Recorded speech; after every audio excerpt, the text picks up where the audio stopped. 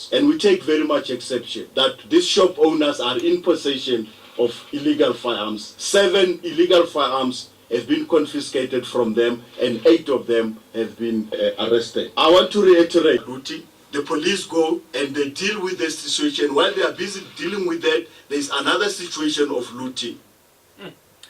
We now welcoming Mr. AMIR Sheikh, who is the chairperson of the Somali Community Board. Welcome to Jose FM.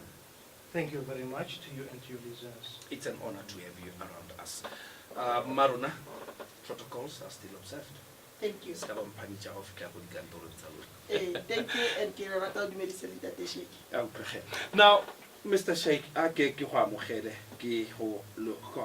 mean, we are coming from the Somali Community Board, and the true reflection of the business sector within Soweto, we have the Pakistanis, we have the Bangladeshi, we got the Somali. Are we talking in one voice as business fraternity? Yes, we are talking as one piece. Even though I'm representing the Somali Community Board, I'm also actually a member of the African Diaspora Forum and the Union of the Arab Countries Community in South Africa, which are both umbrella body for migrants community. So speaking here, we are speaking actually in uniform. Now, when we look at the situation the way it unfolded, what does this mean to the community of South Africa and the community abroad? The truth of the matter is, if a mosquito bites you, you cannot strike a hammer with it.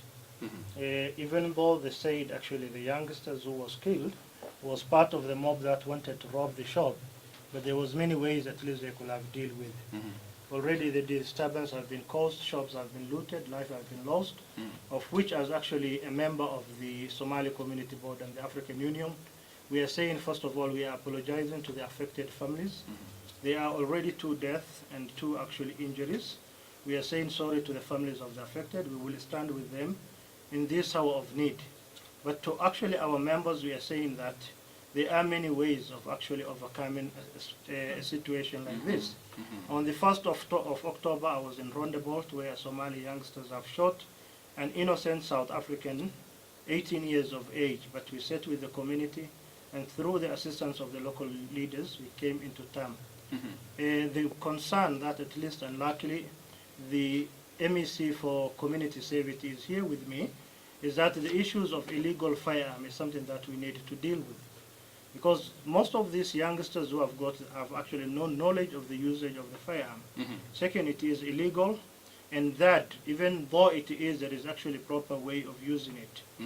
The man could have actually used and actually even fired a warning shots, but the issues of actually aiming at the person straight, we have seen actually the repercussion. But thanks to the law enforcement officers, from 10 o'clock this morning I've been in part of Soweto that have been affected. The MEC have been running up and down today. This is actually the 2nd time we are meeting. To our law enforcement and to the Gauteng actually province, and to our regional, zonal actually leadership of the African National, we say thank you for containing the situation. Maruna, maybe you need to add a word from what AMIR has just alluded to. AMIR, that when an incident have happened, you don't have to respond to it violently. And that is why we find ourselves in a situation there are ways of dealing with such situation, and unfortunately they were not used. But now that we have learned from that particular mistake, we are saying to our communities, both those that are involved in business as well as our community members, Marumafats. I think it is time that all of us withdraw and actually let's talk, let's address what has happened already, and for those that are arrested, let's allow the law to take its course, because we can't just say we'll release people having actually committed a crime. So those that were found with illegal firearms, the law will take its toll, and those that were arrested found looting, because some of them we found them in those shops. We're also saying let the law take its toll. But otherwise, for now, we're actually requesting that the community let us try and deal with this problem better than we did when the problem started. Now, Amir, the general alluded to the fact that it is very difficult to locate the whereabouts of the business setting within communities.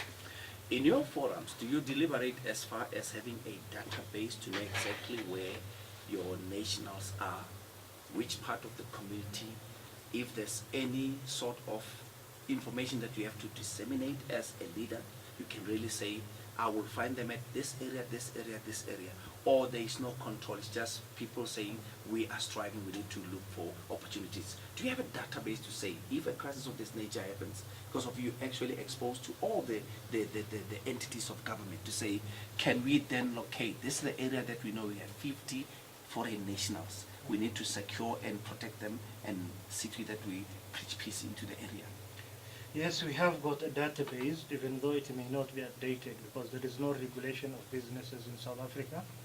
And South Africa being a hospital country, immediately you come on the first day, you are actually, even before going to the Home Affairs to legalize yourselves, you can actually start a business. So we will not have an updated, but actually we have got almost in most townships that are frequented by Somalis, we have got a database.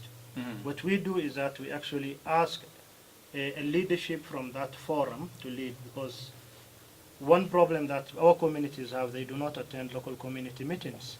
If the CPFs or actually the law enforcement call for a meeting, they do not actually come and attend, which actually jeopardize. They act as if they are an island of their own, and that is not actually going to work for them. So what we will be doing, and this will be a lesson for all of us, as actually MSc in Kosim Albani have said, it will be a lesson for all of us in future to interact with the local leadership from a street level to a ward level, and I think that will actually bring the Somalis closer to the South African, because currently we do not have a well-integrated, socially cohesive society, and the reason is not actually the South Africans, because they have welcomed us.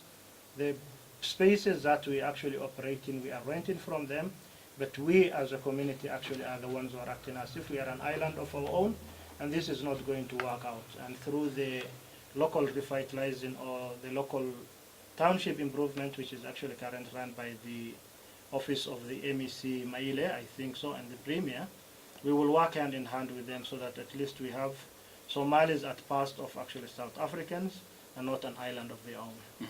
Now, Mama, coming to you on the issues of support, are there teams that you're drawn into this environment? And also not to say you will now concentrate on one area and forgetting the other areas. The teams that you have across the board to see to it that this thing doesn't replicate to other areas.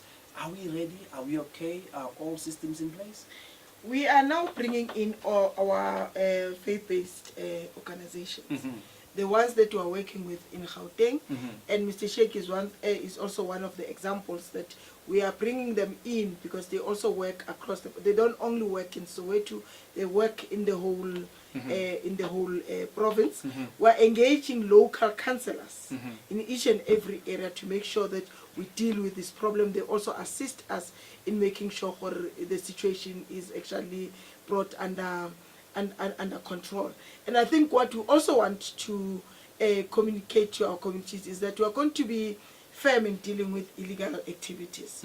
What we are going to do is, we have requested councillors to provide information, as I indicated earlier. We are going to request the owners of those home shops, because at the moment the Pakistanis are not owning those shops, they are actually renting them. So the owners of those shops need to make sure that they apply to operate those shops, so that those shops are turned from being illegal to legal, in order for us as law enforcement agencies to be able to respond when there is a problem that needs us to respond to. Because at the moment, I'm telling you, we're running like headless chickens, because we don't know whom we're dealing with here, because some of the structures that are there are not supposed to be there. Now, let's look, much as we look at remedying the situation, from your side as a board and the other communities that you represent, How do we see to it that we also avoid illegal activities from the nationals who you come with in the area? 2 years down the lane, when the MEC for housing was actually Mr. Humphrey Memezi, we had got concern in Alexandra, and this concern was that the South Africans who were actually owners of RDP houses and who are disadvantaged in one way or the other were renting out these houses to Somalis.